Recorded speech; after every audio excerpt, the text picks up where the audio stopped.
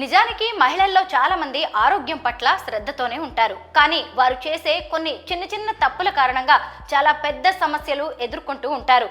ఇక రాత్రులు వేసుకునే బట్టలు కూడా మహిళల ఆరోగ్యాన్ని నిర్ణయిస్తాయంటే నమ్ముతారా?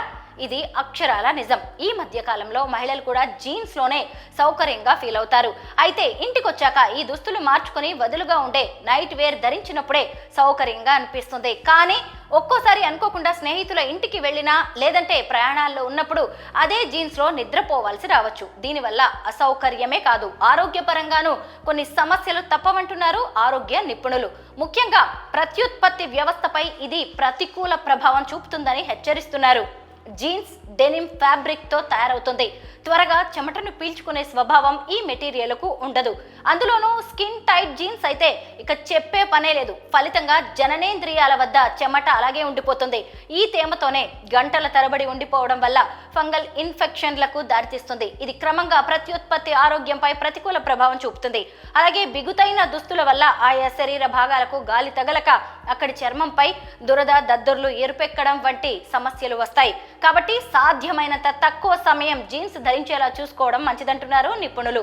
ముఖ్యంగా కాలంతో సంబంధం లేకుండా చెమట ఎక్కువగా వచ్చేవారు ఈ విషయంలో మరింత అలర్ట్ గా ఉండడం మంచిదంటున్నారు. సాధారణంగా నిద్రలోకి జారుకున్న కొన్ని గంటలకు శరీర ఉష్ణోగ్రత క్రమంగా తగ్గుతూ వస్తుంది.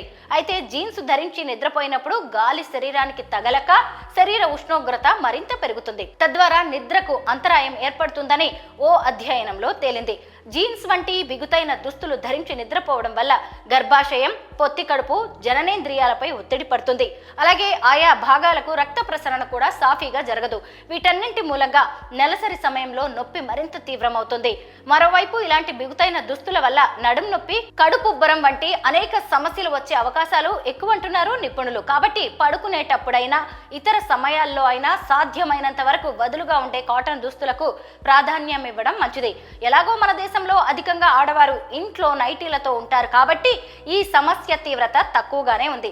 మరి ఈ విషయంలో మీ అభిప్రాయాలను కామెంట్స్ రూపంలో తెలియజేయండి.